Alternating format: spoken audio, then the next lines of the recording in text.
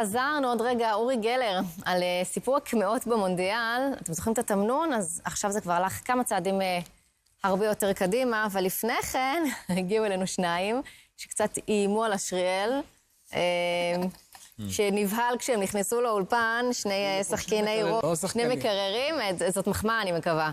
כן. לא יודע. אתה מרגיש מאוים בקיצור. קצת, מה? חבר'ה חזקים פה, צריכים... בסדר, אני ועידו יחד... כן, קדימה, תקימו נבחרת רוגבי מקבילה. אז עומר לוינסון ויורי... שכחתי איך אומרים. אוליניק. אוליניק, כן. שחקנים בנבחרת רוגבי. לא ידעתי שיש רוגבי בישראל. כן. מסתבר שיש. כן, יש רוגבי בישראל. כבר לא מעט שנים. כן. ואתם לא סתם שיש נבחרת, גם הנפתם את הגביע. באליפות אירופה. כן, יצאנו, לפני שבועיים היינו באליפות אירופה, באנדורה, וסיימנו במקום הראשון. עלינו דרג אחד באירופה, התקדמנו לדרג השני, וזה היה תחרות מצוינת. זה גם היה בעצם פעם ראשונה שהנבחרת הישראלית מרימה איזשהו גביע, כאילו, ועומדת על הפודיום במקום הראשון, אז זה גם היה כאילו רגע היסטורי קטן. זו החוויה מדהימה.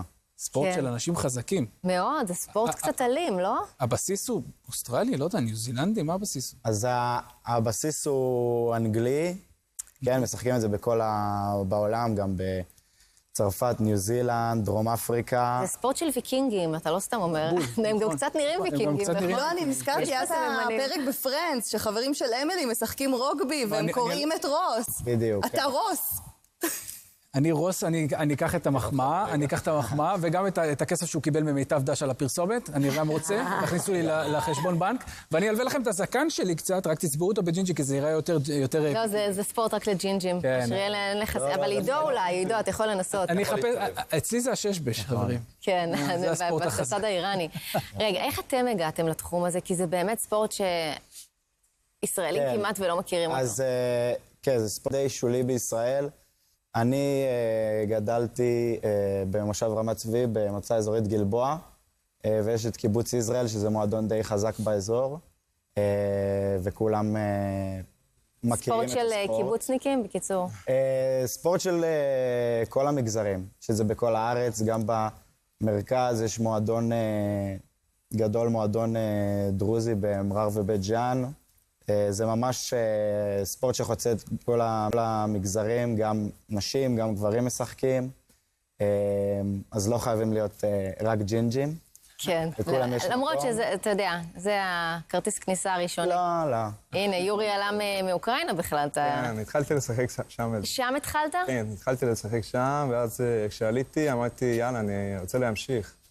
אז מצאתי את הרוגבי פה. כן, וזה בעיקר בצפון? איפה אתה גר? אני גר בצפון, כן. זהו, זה ספורט צפוני, אוקיי, בסדר. יש נבחרות בדרום אולי? לא יודע, אולי יש קבוצות בדרום גם או שפחות? יש באשקלון, באמת יש בכל הארץ. יורי לדוגמה הוא עלה לארץ, ועכשיו הוא ספורטאי מצטיין בצבא. יפה. כן, אז ככה משלבים את זה עם השירות של הרבה חבר'ה. הרבה שחקנים בליגה הישראלית מן הסתם הם גם משרתים במילואים. וגם שחקנים נבחרת שמשרתים במילואים. ולמרות ימי מילואים הגעתם וזכיתם באליפות, זה מרשים מאוד. כן, זה היה בעצם ישר אחרי שנגמר הסבב עם האיראנים, נכנסנו לתוכנית אימונים מאוד אינטנסיבית. וואו. וזה ככה הכין אותנו טוב, ובזמן לאליפות והיה לנו קבוצה טובה של חבר'ה מגובשים, והצלחנו להוציא את ההישג הזה. תגידו, זה לא כואב, המשחק הזה? לא מדי פעם, אבל... לא, ראיתי את הפרצוף שלך שנזכרת באימונים, והבנתי שזה היה אירוע קצת טראומטי, מאוד אינטנסיבי. היה ממש אינטנסיבי, בתקופה הזאת הייתה ממש עמוסה, אבל הסתדרנו, התמודדנו עם כל הכאבים. כמה סימנים כחולים יש על כל אחד? לא, כלום. כלום, בקטנה, כן, רק חובטים אחד בשני. הוא מצטער כעלים למי שלא מכיר, אבל בסוף זה, כמו כל ספורט, גם בכדורגל אנחנו רואים במונדיאל, אנשים יכולים להיפצע, ואם אתה מתאמן, עושה את זה, אנחנו יחסית עושים את זה מגיל צעיר, אבל יש אנשים שגם התחילו יותר מאוחר. תגידו, ושם כשהרמתם את הגביע, וצריך להגיד, אליפות אירופה, ישראלים שנמצאים שם, זה לא דבר של מה בכך? היו תגובות אנטישמיות, או דווקא?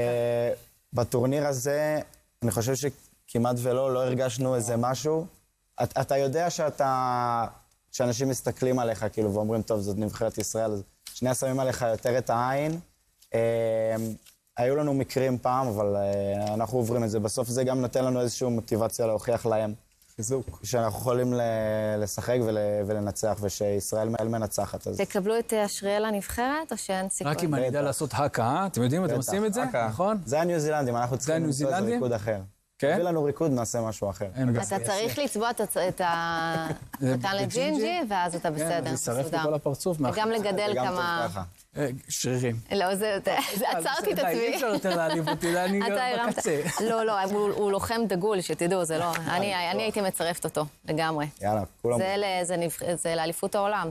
הוא לשם מכוון. לגמרי. יחד עם עידו. אולימפיאדה יש? משחקים באולימפיאדה? יש אולימפיאדה. יש רוגבי באולימפיאדה? מדהים. כן. וואלה. יש אולימפיאדה. יש צפי? אנחנו עוד לא הגענו לשם, זה השאיפה. התחרות שעשינו עכשיו היא בפורמט האולימפי. זה עוד רחוק משם, אבל זה המטרה, רוצים לדחוף כמה שיותר גבוה. עומר ויורי, תצליחו. תודה תודה רבה, תשמרו על עצמכם גם בצבא ובמילואים, והכל היה בצחוק, כן? אני מבחינתי, אתה צריך להוביל את זה נבחרת. כבר קיבלתי את הקפטן. היא מינתה אותך. אתה האיש, כן. אז אני הקפטן. גם בנראות וגם ביכולות, אתה שם לגמרי. אורי גלר, שלום, בוקר טוב. בוקר טוב, טל, אני כרגיל מדבר מהמוזיאון שלי ביפו עתיקה, ויש לי סיפור מטורף. קודם כל, אני בחדר